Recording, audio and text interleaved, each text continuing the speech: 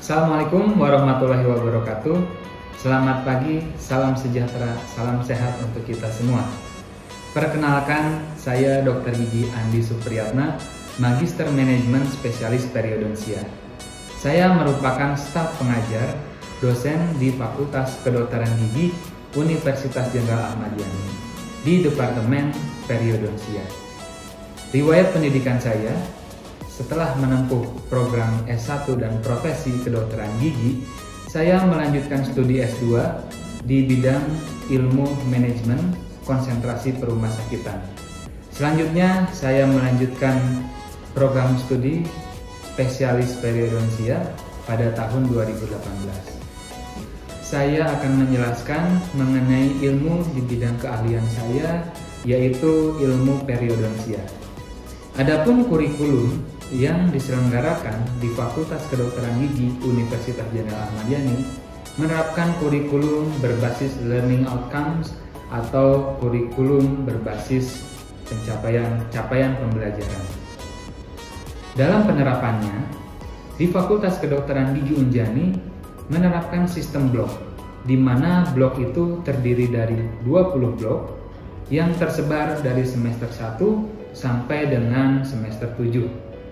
Untuk semester 8, mahasiswa membuat karya tulis ilmiah. Dari blok-blok tersebut, ada blok yang saya ampu, yaitu blok 17.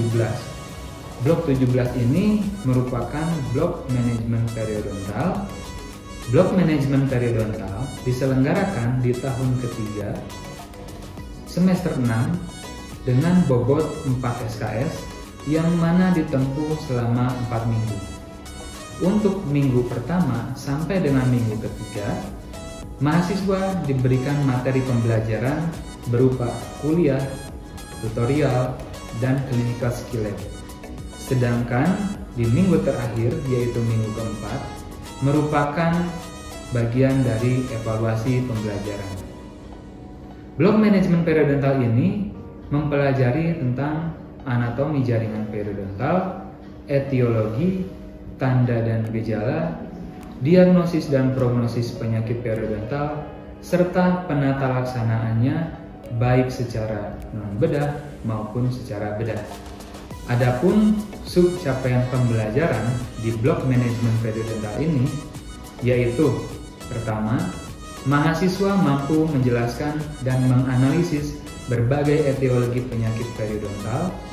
Yang kedua, mahasiswa mampu menjelaskan dan menganalisis tanda dan gejala penyakit periodontal serta membedakannya dengan kondisi jaringan periodontal yang sehat. Yang ketiga, mahasiswa mampu menetapkan diagnosis penyakit periodontal berdasarkan klasifikasi AAP tahun 1999 dan tahun 2017. Yang keempat, mahasiswa mampu menjelaskan dan menyusun rencana perawatan serta tindak lanjut hasil perawatan tersebut dengan mempertimbangkan prognosis dari setiap kondisi kelainan jaringan periodontal. Dan yang kelima, terakhir, mahasiswa mampu melakukan pemeriksaan klinis dan perawatan penyakit periodontal baik bedah maupun non-bedah. Pada kesempatan ini, saya akan menjelaskan mengenai mata kuliah yang saya ampu, yaitu perawatan bedah gingivektomi. Mata kuliah ini merupakan salah satu mata kuliah yang terdapat di blok manajemen periodontal. Kuliah perawatan bedah gingivektomi mempelajari mengenai konsep teoritis, tujuan dan pembagian secara umum bedah periodontal, indikasi dan kontraindikasi bedah gingivektomi, kemudian tipe-tipe dan prinsip prosedur bedah gingivektomi, serta perbedaan tujuan dari bedah gingivektomi dan gingivoplasti. Adapun capaian pembelajaran dari mata kuliah ini, yang pertama adalah mahasiswa mampu menjelaskan prinsip dan tujuan umum bedah gingivektomi. Kemudian yang kedua, mahasiswa mampu menjelaskan dan membedakan tipe-tipe prosedur perawatan bedah gingivektomi.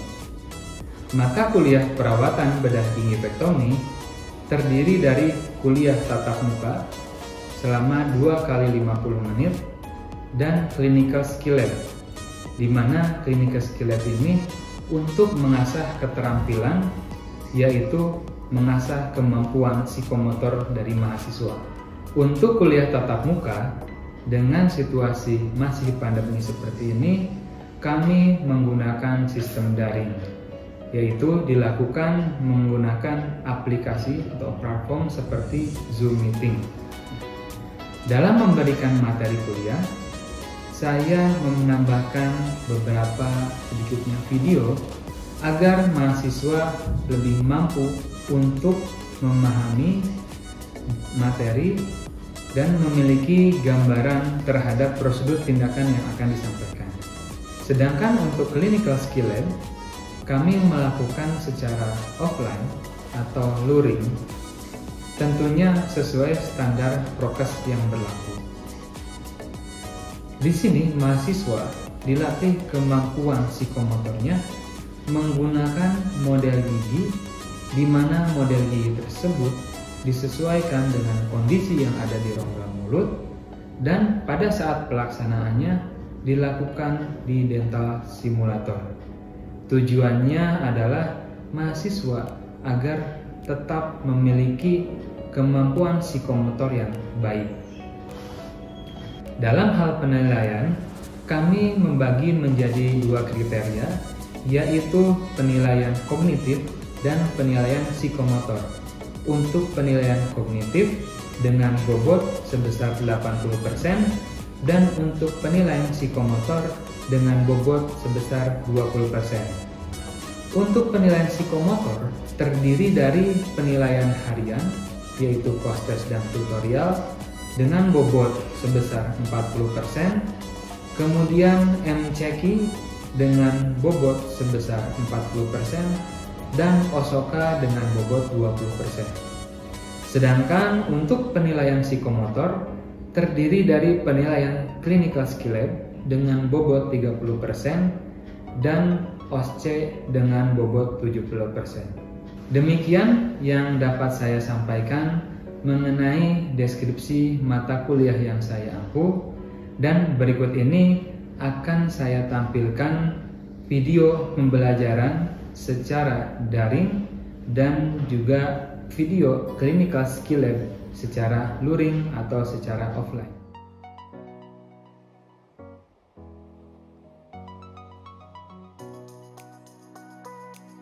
Ya, bismillahirrahmanirrahim. Assalamualaikum warahmatullahi wabarakatuh. Selamat pagi, salam sejahtera untuk kita semua, salam sehat untuk semua. Ya, pada kesempatan ini, hari ini saya akan mempresentasikan, menjelaskan mengenai materi kuliah, yang mana materi kuliah ini berada di blok 17 ya, dan di minggu ketiga ini kalian mendapatkan materi mengenai bahan ajar mengenai bedah periodontal. Ya, bedah periodontal salah satunya yaitu bedah gingivektomi. Ya.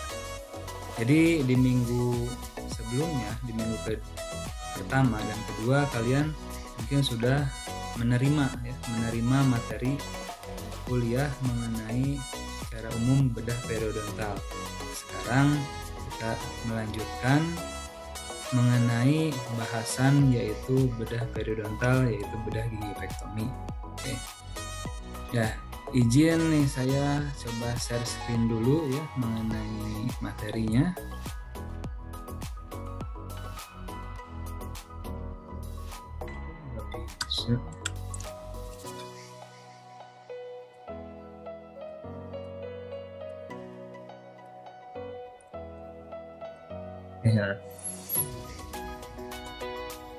Ya, materi yang akan disampaikan kali ini adalah perawatan bedah gingivektomi. Nah, di sini ada pencapaian pembelajarannya adalah mahasiswa harus mampu menjelaskan prinsip dan tujuan umum dari bedah gingivektomi. Kemudian yang kedua, mahasiswa mampu menjelaskan dan membedakan tipe-tipe prosedur perawatan bedah gingivektomi. Ya, bahwa tipe-tipe bedah gingivektomi ini prosedurnya ada beberapa macam yang akan kita bahas di materi kuliah kali ini. Di sini terdapat indikatornya, jadi mahasiswa harus memiliki ketepatan dalam pertama, menjelaskan tujuan dan pembagian umum terapi bedah periodontal. Kemudian yang kedua, harus mampu dan tepat dalam menentukan indikasi dan kontraindikasi perawatan bedah gingivektomi, ya. Kemudian yang ketiga, mampu menjelaskan prinsip prosedur bedah gingivektomi, dan yang keempat yaitu harus tepat dalam membedakan kelebihan dan kekurangan tipe-tipe prosedur bedah gingivektomi, dan yang terakhir harus tepat dalam membedakan tujuan bedah gingivektomi dan gingivoplastik. Nah, ini sedikit review mengenai bedah periodontal sebelum kita masuk ke bedah gingivektomi, ya. Mungkin di kuliah sebelumnya kalian sudah diberikan, ya, materi bedah periodontal secara umum dan fase-fase periodontal, fase-fase rencana perawatan periodontal, ya, yaitu yang terdiri dari fase emergensi, fase etiotropik, fase bedah, ya, dan fase restoratif. Kemudian yang terakhir adalah fase maintenance atau fase pemeliharaan. Ya, bedah periodontal itu sendiri merupakan bagian dari terapi periodontal yang tadi disebutkan, yaitu fase kedua setelah fase etiotropik atau fase inisial, ya. Kemudian kebutuhan akan terapi bedah periodontal ini dasarnya harus dari evaluasi tahap pertama. Maksudnya apa itu evaluasi tahap pertama? Yaitu fase maintenance-nya, ya.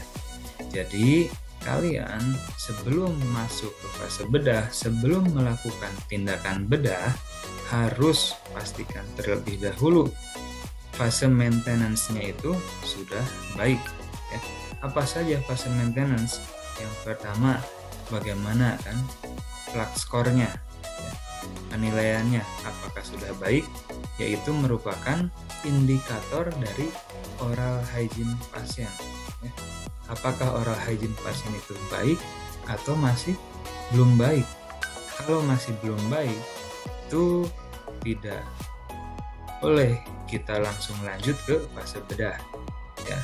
Selain plaque score atau selain OH yang baik, lihat juga kondisi gingivanya, ya. Bagaimana kondisi gingivanya? Apakah masih terdapat udem?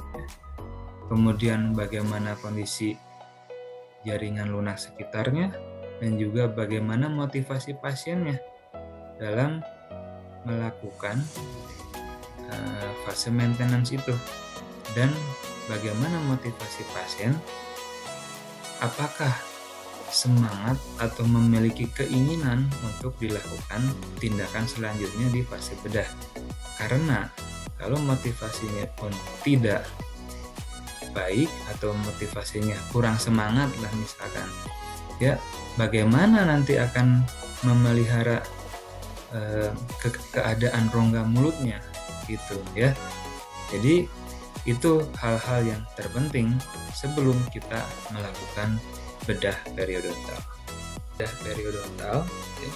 Yang pertama, tujuan dari bedah periodontal yaitu mengontrol dan mengeliminasi kelainan periodontal, ya. Mengontrol dan mengeliminasi kelainan periodontal. Apa itu? Yang pertama adalah menghilangkan retensi plak. Jadi tujuan bedah ini adalah kita akan menghilangkan retensi plak, plak yang tidak dapat dibersihkan, ya, plak yang berada di bawah gingiva, yaitu plak subgingiva, ya. Kemudian untuk merangsang regenerasi jaringan periodontal, ya. Jadi dengan kita melakukan bedah, ya, dan kita membersihkan yang menyebabkan terjadinya infeksi, contohnya plak, kalkulus, ya, kita dengan hal tersebut bersih, maka akan terjadi regenerasi dari jaringan periodontal. Itu makanya kenapa kita lakukan bedah periodontal. Kemudian yang ketiga adalah meningkatkan aksesibilitas dan visibilitas. Nah, aksesibilitas dengan kita lakukan bedah ya, akan lebih mudah ya. Kemudian secara visibilitasnya pun akan lebih jelas terlihat, sehingga kita dapat mengeliminasi faktor yang menyebabkan kelainan periodontal ya. Kemudian tujuan bedah periodontal yang kedua adalah menghilangkan defek atau kelainan morfologis ya, atau mukogingival surgery. Contohnya adalah memperbaiki estetik ya. Pada kasus apa? Contoh pada kasus gummy smile ya, kita lakukan koreksi ya, sehingga dalam segi estetik pasien akan lebih confident ya, akan lebih confident. Kemudian menyediakan tempat yang baik untuk protesa. Seperti apa? Contohnya adalah pada kasus yang pasien memiliki linggir yang tajam dan kecil ya. Apakah kita akan apabila kita memasang protesa pada kasus dengan linggir yang kecil, tentunya akan kesulitan kan? Kesulitannya apa? Retensinya kurang didapat, pasien juga akan menjadi sakit ya. Sehingga pasien tidak nyaman untuk menggunakan protesa. Di sini dengan bedah periodontal kita membuat kondisi atau tempat di mana tulangnya itu mendukung untuk dipasang protesa. Tuh ya. Kemudian memperbaiki bentuk anatomis yang memudahkan penyakit periodontal. Ya, contohnya apa? Pada kasus misalkan gingival enlargement ya. Pada kasus gingival enlargement, pocketnya dalam atau false pocket ya, itu apabila tidak kita lakukan koreksi perawatan, maka akan memudahkan kan, plak itu tetap terjebak di dalam pocket sehingga akan terjadi penyakit periodontal. Oleh karena itu, kita bisa lakukan salah satu tindakannya adalah bedah gingivektomi. Dengan bedah gingivektomi, pocketnya akan menjadi normal, kedalaman sulkusnya normal, ya, sehingga akan mengeliminasi penyakit periodontal. Kemudian yang ketiga yaitu penempatan implan. Ya. Tujuan bedah ini adalah untuk menempatkan implan atau implant placement ya, mengganti gigi yang hilang. Oke. Nah, ini garis besar pembagian bedah periodontal. Ya. Di sini seperti yang tadi dibahas ada dibagi menjadi dua, ada terapi bedah pocket dan juga ada terapi bedah mukogingival. Nah, terapi bedah pocket ini terbagi lagi menjadi dua, ada bedah resektif, ada regeneratif. Untuk bedah resektif, contohnya adalah yang akan kita bahas di materi ini yaitu gingivektomi. Ya. Kemudian contoh lain adalah bedah flap dengan atau tanpa pengurangan tulang atau estoptomi. Kemudian contoh yang regeneratif adalah bedah flap dengan penambahan membran atau bone graft ya, dengan tujuan untuk meregenerasi jaringan. Itu terapi bedah pocket. Kemudian yang kedua adalah terapi bedah mukogingival seperti tadi dibahas sebelumnya, yaitu terdiri dari plastik surgery. Ini contohnya adalah free gingival graft. Ya, kemudian aesthetic surgery. Contohnya root coverage, kita akan menutup permukaan akar yang mengalami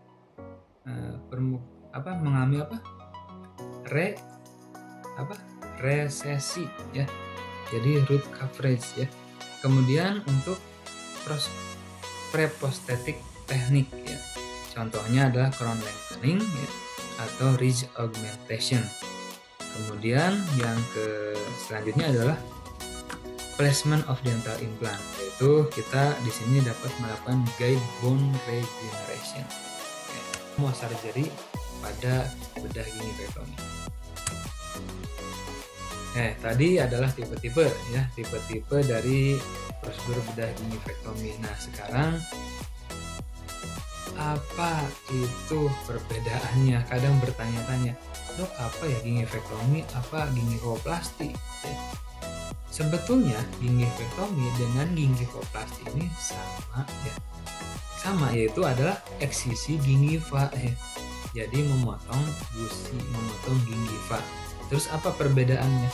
Perbedaannya adalah dari tujuannya. Tujuannya apa? Kalau gingivectomy tujuannya adalah untuk menghilangkan pocket ya. Jadi untuk menghilangkan pocket. Nah, kalau gingivoplasti apa? Tujuannya adalah membentuk kembali gingiva atau membuat kontur gingiva fisiologis ya. Jadi kita membentuk gingiva seperti fisiologis kembali ya. Nah, artinya kita lakukan contouring pada gingivanya. Nah, tindakan ini sebetulnya tindakan yang tidak dapat dipisahkan. Ini pasti kita akan lakukan tindakan berbarengan. Kalau kita lakukan gingivectomy, ya setelah gingivectomy tidak mungkin dong kita hanya potong saja. Misalkan pada kasus gingiva enlargement kita hanya lakukan eksisi saja. Setelah itu tidak dibiar, setelah itu yang lainnya, bentuk yang lainnya tidak kita contouring lagi. Nanti akan tetap muncul ya retensi plak dan lainnya. Ya. Nah, gingivoplasti ini kita yaitu pertama kita mengerucutkan atau membentuk tapering pada margin gingiva. Kemudian membentuk scallop gingiva ya. Tahu kan scallop ya? Yang melekuk-lekuk ya. Kita kan lakukan itu. Kemudian menipiskan atas gingiva. Kita lakukan penipisan pada atas gingivanya. Kemudian membentuk papila interdental. Nah, ini adalah semua merupakan gingivoplasti. Pada prinsipnya, gingivectomy dan gingivoplasti itu sama untuk memotong gingiva, tetapi berbeda dari tujuannya. Oke, sampai sini ada yang mau ditanyakan? Cukup? Kalau cukup kita lanjut. Wah, sudah akhir nih ya. Ini referensi yang perlu kalian pelajari ya. Ini ada 3 referensi yang menurut saya cukup ya untuk kalian pelajari, yaitu dari Color Atlas of Dental Medicine ya, Periodontology, kemudian Clinical Periodontology dari Carranza, dan Periodontic Revisit ya. Ini referensi-referensi yang dapat kalian pelajari. Oke. Nah, saya rasa ini sudah slide terakhir ya. Sebelum ditutup pastinya dong ada pertanyaan ya. Oke. Ada yang mau bertanya? Yuk, silakan. Izin dok, Wiri izin bertanya. Oke, ya gimana Wiri? Tadi kan di dokter juga menjelaskan untuk prosedur-prosedur dari gingivectomy. Nah, untuk yang sering digunakan atau yang sering prosedur yang sering dilakukan di Indonesia atau di bidang kedokteran gigi untuk gingivectomy itu yang prosedur yang mana ya dok? Dan alasannya apa ya dok? Oke. Ya, tadi kan sudah dijelaskan ya mengenai prosedur, ada beberapa tipe ya. Ada 4 tipe untuk melakukan prosedur gingivectomy. Nah, pertanyaannya apa tadi? Mana yang lebih sering begitu? Jadi ya, mana yang lebih sering digunakan?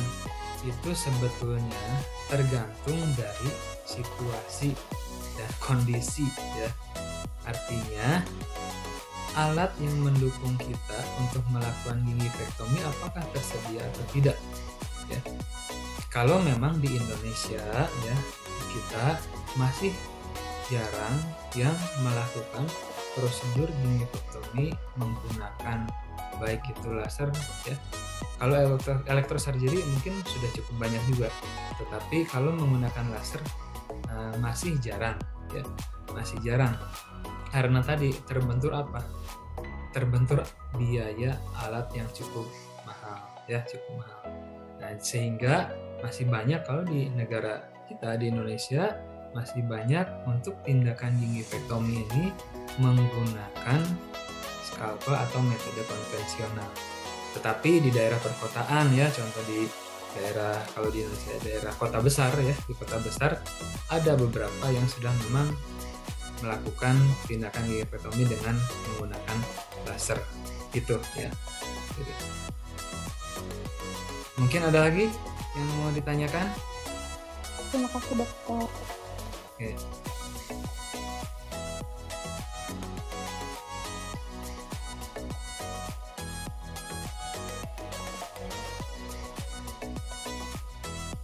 Assalamualaikum warahmatullahi wabarakatuh. Waalaikumsalam warahmatullahi wabarakatuh. Ya, selamat siang. Hari ini kita akan melakukan kegiatan klinika skill lab, yaitu bedah gingivektomi.